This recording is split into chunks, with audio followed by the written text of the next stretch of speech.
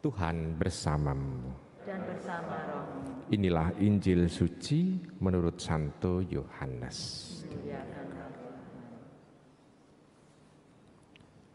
Pada awal mula adalah firman.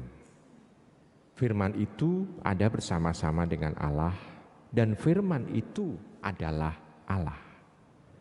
Firman itu pada mulanya bersama-sama dengan Allah. Segala sesuatu dijadikan oleh Dia, dan tanpa Dia tidak ada sesuatu pun yang telah jadi dari segala yang telah dijadikan. Dalam Dia ada hidup, dan hidup itu adalah terang bagi manusia. Terang itu bercahaya di dalam kegelapan, tetapi kegelapan tidak menguasainya. Datanglah seorang yang diutus Allah, namanya Yohanes. Ia datang sebagai saksi untuk memberikan kesaksian tentang terang itu, supaya oleh Dia semua orang menjadi percaya. Ia sendiri bukan terang itu, tetapi ia harus memberikan kesaksian tentang terang itu.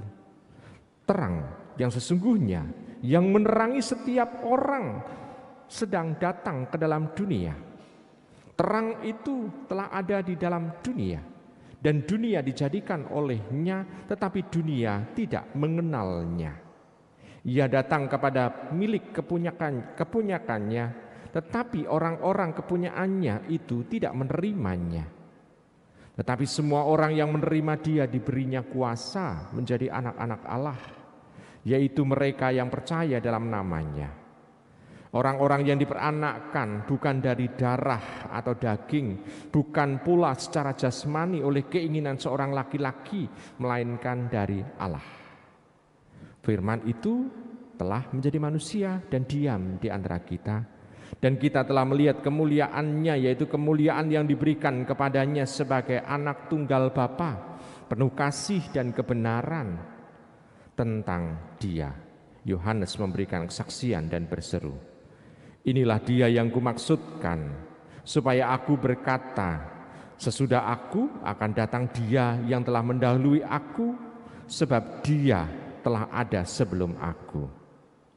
Karena dari kepenuhannya kita semua telah menerima kasih karunia demi kasih karunia. Sebab hukum Taurat diberikan oleh Musa, tetapi kasih karunia dan kebenaran datang oleh Yesus. Tidak seorang pun pernah melihat Allah, tetapi anak tunggal Allah yang ada di pangkuan Bapa, Dialah yang menyatakannya. Demikianlah sabda Tuhan. Ibu, Bapak, saudara-saudari yang terkasih dalam Yesus Tuhan, Injil kita hari ini itu sungguh agak panjang karena ada 18 ayat, dan di situ sebetulnya adalah disebut dengan prolog Yohanes atau pembuka Yohanes. Kalau Injil Matius dan Lukas dimulai dengan kelahiran Tuhan. Bahkan silsilah Tuhan dimuat.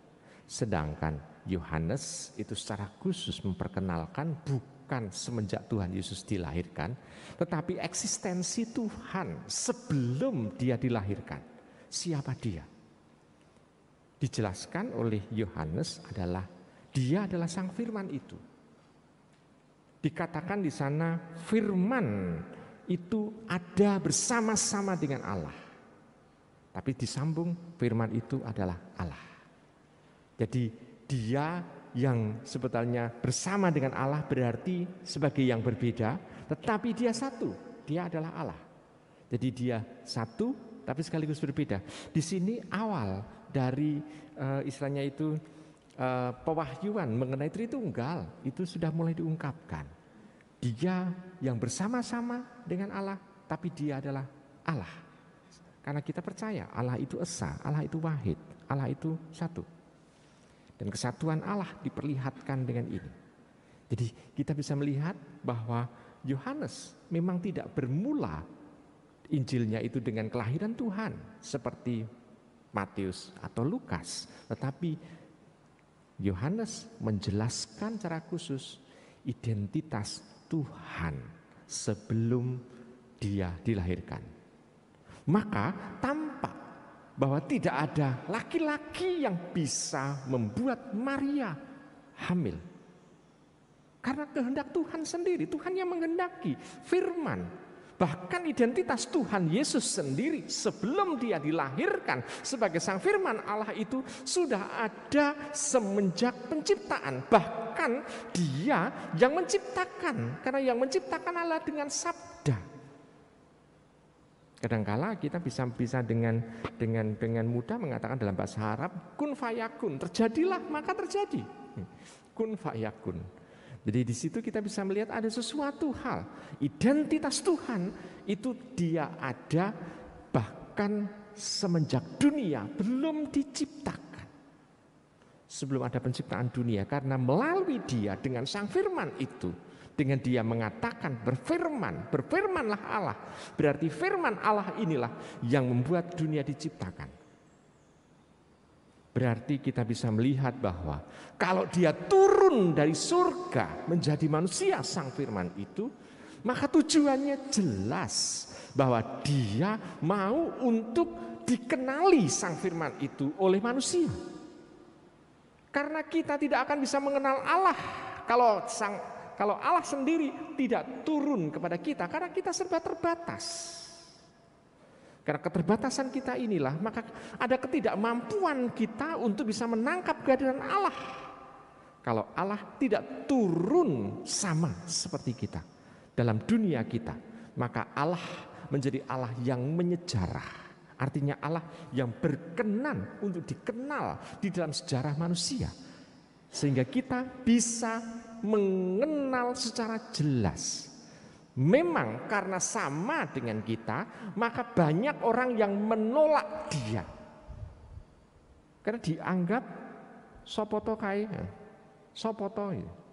Kenapa? Karena Tuhan itu dalam dia bersabda, itu tujuannya adalah membuat orang mau selamat. Sedangkan yang dicari oleh orang, oleh dunia, bukan keselamatan pertama-tama, tapi kemakmuran, kenikmatan, kenyamanan, ini yang dicari.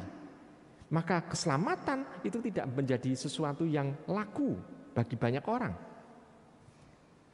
Bahkan kadang-kala kalau orang zaman sekarang, kalau kita bisa melihat orang kalau ditanya apakah di mana mencari keselamatan atau kemakmuran, dia akan mengatakan semuanya. Karena kecenderungan orang itu kemaruk. Kemaruk itu adalah ingin untuk mempunyai hal yang semuanya pokoknya serba untuk dia.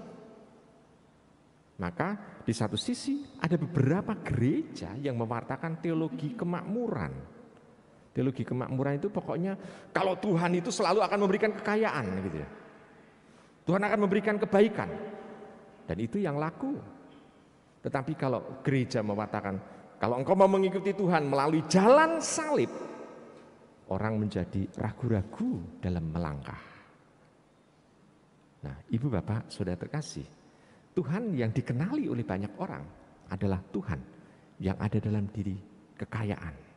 Sedangkan Tuhan menjadi firman dari yang maha kaya menjadi yang sangat sederhana untuk menunjukkan apa? Menunjukkan bahwa supaya kita pun itu juga membuat kesederhanaan itu. Ibu Bapak, yang membuat goa atau kandang Natal itu sebetulnya adalah dari zaman Fransiskus Assisi. Fransiskus Assisi mempunyai tujuan tersendiri. Kenapa kok dia membuat kandang Natal? Dulu tidak ada tradisi kandang Natal sebelum Fransiskus Assisi. Untuk melihatkan apa? Gereja dibangun dengan aspek kekayaan. Gereja sangat megah. Basilika-basilika besar itu memperlihatkan sungguh-sungguh kekayaannya. Orang banyak menyumbang di sana. Bahkan kalau Ibu Bapak perhatikan pada saat kita istilahnya itu Prapaskah, itu kan patung-patung selalu ditutupi, diselubungi, okay? Itu untuk melihatkan kenapa? Supaya kita juga puasa untuk mata juga. Kenapa?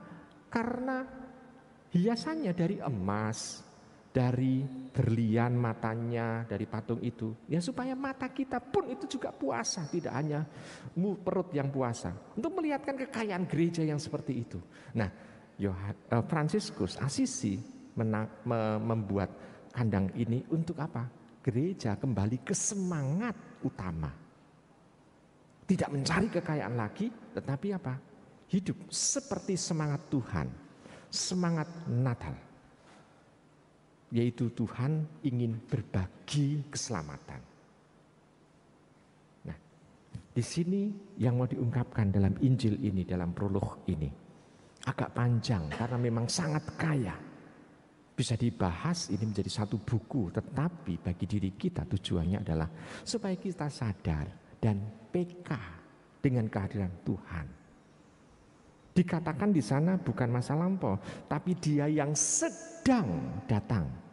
Bukan kata Dia yang sudah datang, tapi Dia yang sedang datang. Berarti kehadiran Tuhan, kehadiran Sang Firman itu tidak hanya pengalaman masa lampau, tetapi juga masa kini kita sekarang. Untuk memperlihatkan supaya kalau kita peka, maka kita akan menangkap kehadiran Tuhan dan kita akan melakukan apa yang menjadi semangat Tuhan itu dalam kehidupan yang nyata. Maka pesan Natal bagi diri kita sebenarnya adalah ajakan, maukah kita untuk mencari keselamatan kekal itu? Bukan pertama-tama mencari yang namanya mamon atau kekayaan. Kata istilahnya kan, pilihlah mamon dan Allah gitu ya. Mamon itu apa? Kekayaan. Sedang yang mau kita pilih adalah Allah. Maka ibu, bapak, saudara-saudara kasih dalam Yesus Tuhan, kalau memilih Allah, kita harus setia tinggal dalam kebenaran itu. Selamat merenungkan.